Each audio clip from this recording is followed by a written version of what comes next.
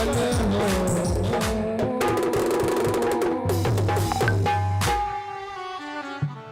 बोल भागवत भगवान की जय, सावरिया सेठ की जय, बालाजी महाराज की जय, सब संतन की जय, सब भक्तन की जय हो। हरि बोल हरि बोल, हरि बोल हरि बोल, हरि बोल हरि बोल। जय जय श्री राधे।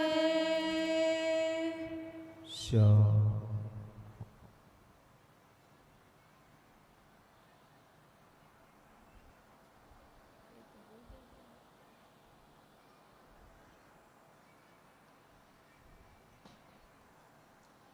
ये बहुत ज्यादा आवाज कर रहा है, आवाज ज्यादा कर रहा है।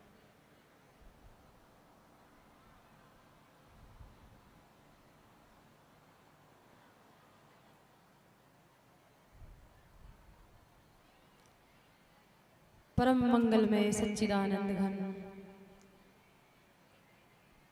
श्याम सुंदर भगवान श्री हरि के चरणारविंद में नमन करते हुए आज आपकी इस पावन पवित्र जहां साक्षात हनुमान जी महाराज विराजमान है, सरोवर विराजमान है और वो भी एक विशाल सरोवर। शास्त्रों में कहा गया है कि भागवत कथा, भगवान की महिमा कथा सबसे ज्यादा उत्तम मानी जाती है सरोवर के तट पे, मंदिर के प्रांगण में पवित्र मानी जाती है। तो यहाँ मंदिर भी है और पावन सरोवर का तट भी है, और वो सरोवर जो अपना जल अमृत देकर लाखों लाखों जीवों को जीवन दान प्रदान करता है, ऐसा जो विशाल सरोवर होता है, शास्त्रों में कहा गया ऐसा सरोवर साक्षात ब्रह्म का रूप होता है। तो पवित्र भूमि जहाँ यज्ञ अनुष्ठान और भागवत ज्ञान यज्ञ अनुष्ठान और द्रव्य यज्ञ अनुष्ठान दो दो यज्ञ एक साथ यहाँ आज प्रारंभ हो रहे हैं। तीनों गांव,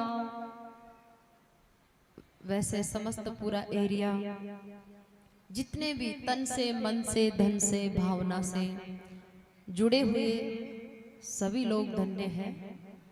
कोई मन से सेवा दे रहा है, कोई शरीर से दे रहा है, कोई धन से दे रहा है, कोई भावना से दे रहा है, तब जाकर के इतना विशाल आयोजन प्रारंभ हुआ है। एक घर में छोटा सा कार्य करते हैं तो उसमें बड़ी कठिनाई आती है। इतना विशाल कार्यक्रम बिना भगवान की इच्छा और बिना भगवान की कृपा और बिना आपके ढेर सारे पुण्यों के पुंज के बिना ये कार्य संभव नहीं हुआ करते हैं। तो वैसे तो ये राजस्थान की धरा धन्य है जिस पर ऐसे विशाल विशाल यज्ञ होते हैं। आज भागवत कथा महात्मा का पहला दिन है। ये ज्ञान यज्ञ है और वो द्रव्य यज्ञ चल रहा है। ज्ञान यज्ञ में अज्ञान का विकार और अज्ञान जलकर राख हो जाते हैं।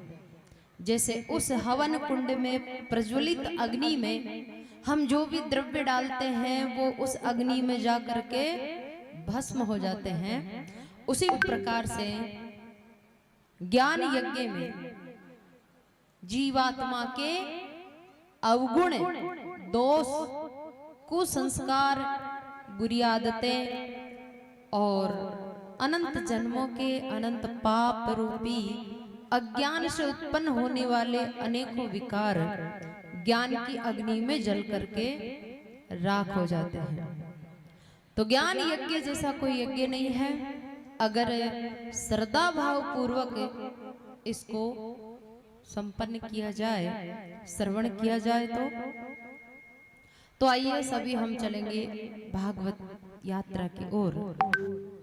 वैसे यहाँ जितने भी श्रोता बैठे हैं सभी कई बार कथा सुने हुए हैं, पहली कथा तो हो नहीं रही है, आपके आसपास में होती ही रहती है, तो अनजान यहाँ कोई नहीं है।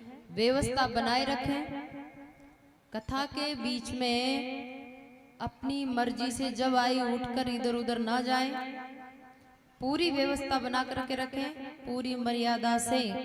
कथा का सत्संग का अपना एक रूल होता है।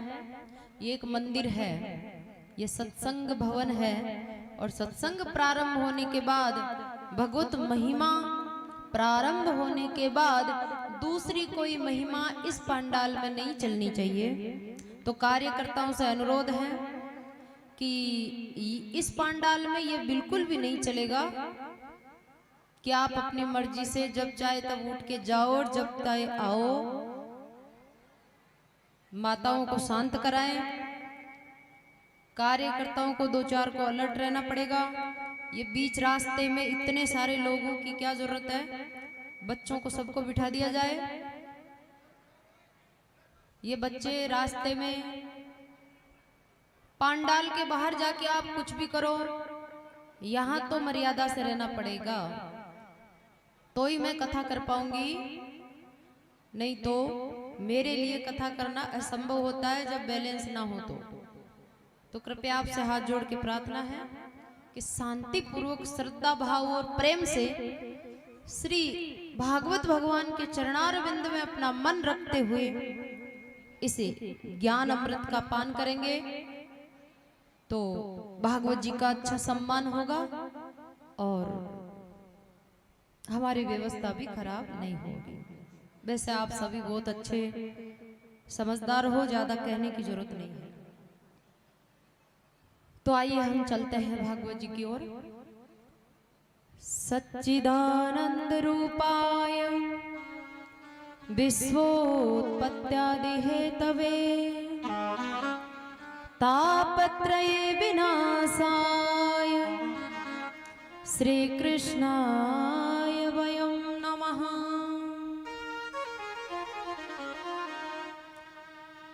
भागवत क्या है, क्यों उसको सुना जाता है, भागवत किसको कहते हैं?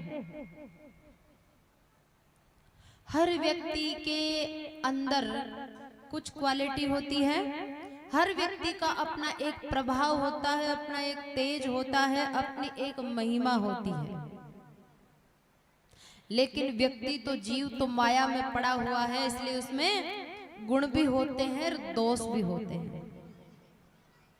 लेकिन फिर भी किसी व्यक्ति में कोई विशेष गुण होता है ना, तो वो समाज में सिरमौर हो जाता है, वो पूजनीय हो जाता है, वंदनीय हो जाता है। वो व्यक्ति किस लिए पूजनीय होता है? उसके अंदर कुछ अच्छा गुण है जो प्रधान रूप से है अन्यों की अपेक्षा। तो एक छोटा सा गुण एक व्यक्ति में आने से वो विशेष हो जाता है। तो भगवान तो समस्त गुणों की खान है, समस्त ज्ञान की खान है, समस्त आनंद की खान है, समस्त प्रेम की खान है, समस्त करुणा दया की खान है। भगवान तो दूर रहे, भगवान के आसपास में भी अवगुण दोष और दुनिया में जितनी भी विकृतियां हैं वो भगवान के आसपास में भी टिक भी नहीं सकती। जैसे सूरज उगता है ना, सुबह पूर्व दिशा से सूर्य उदय होता है, तो सूर्य के निकलने से पहले अंधेरा भाग जाता है। सूरज अभी उगा नहीं है, ऊपर नहीं आया, पर अंधेरा के कान में आवाज पड़ गई कि सूरज आने वाला है। तो सूरज आने वाला है, इसके आधा घंटा पहले ही अंधेरा अपनी दुनिया समेट करके भाग जाता है। आने से पहले, तो सूरज के आने से पहले अंधेरा भाग गया, अंधेरे से उत्पन्न होने वाली सारी प्रॉब्लम भाग गई। ऐसे ही अब सूरज आएगा तो क्या होगा अंधेरे का? तो ऐसे ही महाराज भगवान है, भगवान ज्ञान के सूर्य हैं, प्रेम के सूर्य हैं, आनंद के सूर्य हैं, निर्मलता के सूर्य है। तो इसलिए इस भगवान की महिमा भागवत में गाई गई है। यानी भगवान में गुण ही गुण है, दोष नहीं है, विकृतियां नहीं है। एक गुण आदमी को समस्त पृथ्वी का सुपर बना देता है। एक गुण अगर आदमी में अच्छी तरह निखर जाता है तो, जबकि उसमें तो दोष भी होते हैं। जो जीव माया में पड़ा है और उसमें अवगुण ना हो, ऐसा हो नहीं सकता। उसमें दोष ना हो, ऐसा नहीं हो सकता। दोष सब जीवों में है, एक भी जीव बचा हुआ नहीं है। लेकिन उसका कोई पूर्व जन्म का पुण्य या भगवान की कृपा से कई जीव बहुत आगे चले जाते हैं। तो उनके पास जो महानता की चीज होती है वो भगवान से आई हुई होती है, भगवान का प्रसाद होता है, अपना खुद का कुछ नहीं। तो इसलिए भागवत क्या है? उस परम ब्रह्म परमात्मा सच्चिदानंद घन, जिसके आधार पर संपूर्ण ब्रह्मांड टिका है। मद भयात वाति वातोयम सूर्यस्तप्ति मद भयात वरस्ति इंद्रो दहति अग्नि मृत्युश्चरति मद भयात। क्या कह रहे हैं भगवान? कह रहे हैं कि भगवान है और उनके डर से ये हवा चल रही है। मद भयात, ब्रह्मांड में दो शक्तियां हैं,